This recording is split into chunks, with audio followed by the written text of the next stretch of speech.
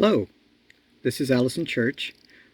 I'm doing better today, and I wanted to thank you all personally for the little notes of support that you gave me. Some of them made me cry, and I will do my best to live up to your expectations, so God bless you all.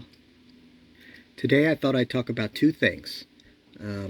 One, how I came up with my name, and two, the writer who influenced me the most and helped me become who I am today. First one's first. I did not originally come up with the name Allison Church. It took a while for me to get there. The last name was easiest because the last name, my original surname is Kirch, and it is the German name or the German word for church. And that one was easy. The first name I went through a couple test drives until I finally came up with the one I did, and the choices of how I came up with Allison had symmetry in them. I tried Jennifer first. I'm not a Jenny. I tried Kathleen, and that hit a little too close to home. There was this girl that I probably loved for the first time in my life, and nobody falls in love like they do the first time. I ended up letting her go. She never knew that I loved her. I don't think she did. It wouldn't have worked. My parents would have screwed it up somehow. Especially my father.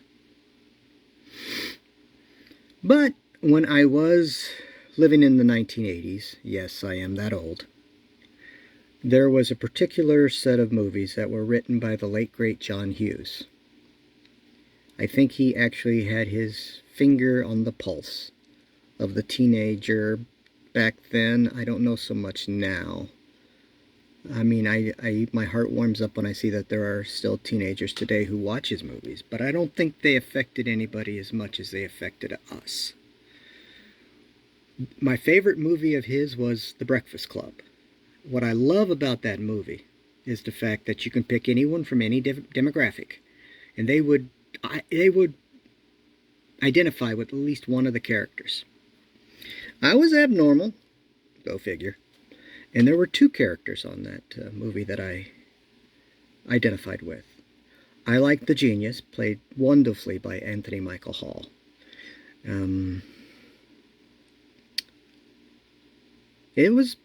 It was a pressure to be an unpopular person who could actually do well in school, because you were either made fun of in school in my time for being too fat, which I was, too poor, which I definitely was, or too smart, which I was.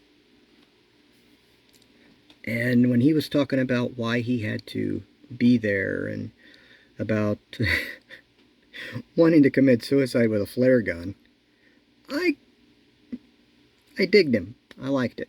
It was a good character. If I ever meet the man, I'm going to tell him that he influenced me a lot.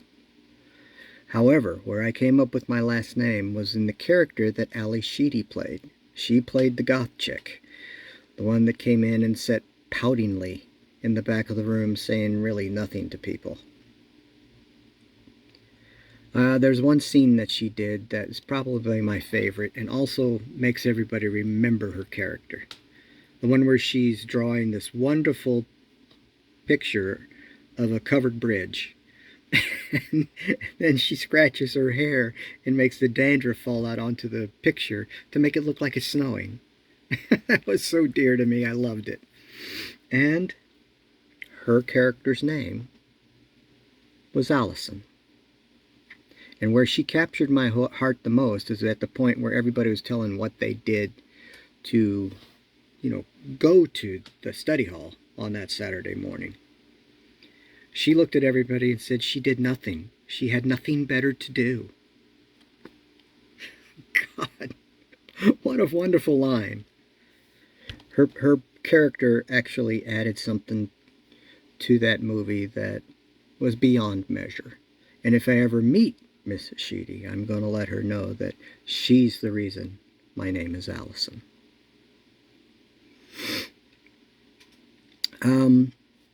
Now the second part. Of all the writers that have published and left a legacy for us to all enjoy, one writer stands out more for me. His name was Richard Matheson. Now, 9 out of 10 of you just said, who? If you don't know his name, you do know his work. He wrote the novels that were the basis of such movies as Stir of Echoes, The Legend of Hell House, Somewhere in Time, and the one that he's mostly known for, I Am Legend. He wrote some seriously damn good books. In fact, Stephen King once said that of all the writers who influenced him the most, it was Richard Matheson. He even wrote like some of the good Twilight Zone episodes. Ironically, there's a Star Trek connection because he wrote the original Twilight Zone episode where a very young William Shatner was on an airplane and there was something on the wing of the plane. Spock. Speaking of Star Trek, he also wrote one of my favorite first season original Star Trek episodes called The Enemy Within. In that one, there was a transporter malfunction where when Kirk was being beamed up from a planet, he was beamed up all right, but after he left the room, an exact duplicate of him beamed up as well. So the good personality of Captain Kirk and the evil personality of Captain Kirk, because we all have a good and a bad personality, were split apart and reformed as separate entities. That movie also was the birth of the Vulcan neck pinch, because that was the first time it ever appeared in the series. Leonard Nimoy wanted to do something for Spock that would make, well, Vulcans don't have to just go up and punch people. They got a defense mechanism that they use that keeps them cool and, more complicated. So he came up with the Vulcan neck pinch. Originally, when Richard Matheson wrote that script, he wanted it to be Spock that came up in the transporter, and he wanted it to separate where the Vulcan side and the human side of Spock would, run willy-nilly through the Enterprise and stuff. I think that would have been interesting, but I understand why William Shatner and Leonard Nimoy changed places, because it would have taken away some of Mr. Spock's mystique. Richard Matheson also created another character that has influenced many people, including me. He was the basis of writing a teleplay on a novel called The Night Stalker, which was written by Jeff Rice. And although it was brilliant, it just needed some tweaking up for television. So Richard Matheson took that script and turned it into basically The Night Stalker, which is a story about a real vampire in Las Vegas. And leading the investigation is an intrepid news reporter named Carl Kolchak, played wonderfully by Darren McGavin. A lot of people, you know him as the old man on A Christmas Story. He was a beautiful actor. I liked him. But I loved later they took after the success of 2 movies. The first movie, by the way, had the highest rating in television history in 1972 and kept that record until the very last episode of MASH. That's how good that show was. That movie, The Night Stalker, was a classic. You guys should watch it. A couple years later, they did a television series called Kolchak, The Night Stalker, which was basically your movie it was like the movie, but it was called the Monster of the Week show, because every week it would be a werewolf or a vampire or a zombie or a Native American ghost or energy force, UFOs, Jack the Ripper, and all kinds of weird things. A lot of unknown stars at that time started on that show and ended up becoming, very famous. Chris Carter, the creator of X-Files, when he was young and impressionable, was very much influenced by the constant banter between Carl Kolchak, the reporter, and the believer, and his editor, Anthony Vincenzo, who was the skeptic. And when Chris Carter created the X-Files, he wanted that same kind of energy between his two main characters, Mulder and Scully. Scully was the skeptic, of course, and she was hot. And Mulder, who was the believer. I liked the X-Files, but I didn't like the ever cock tease at the end of every season finale. You know, oh, we're going to learn all the questions and all the answers to all the questions. Yeah, we did, but they left us, while answering the one important question, they gave us 16 other questions, and that shit got old.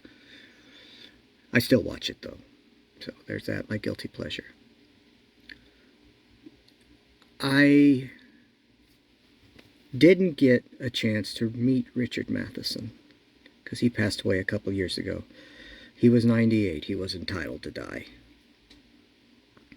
But I wish I could have told him how much of an influence he was. I mean, he wrote things that still scare the crap out of people. If any of you have seen the movie Trilogy of Terror about the Zuni fetish doll and how it came to life and started wreaking havoc with the actress Karen Black, that's him. He wrote lots of stuff. There was an old movie he did starring Dennis Weaver.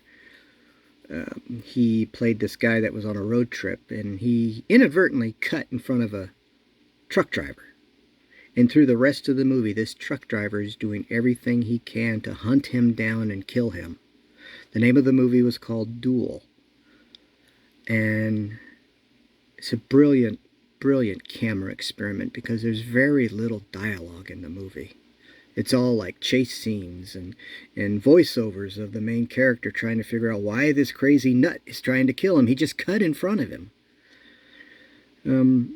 It's also one of the very first movies that a very young Steven Spielberg directed. So there's that too.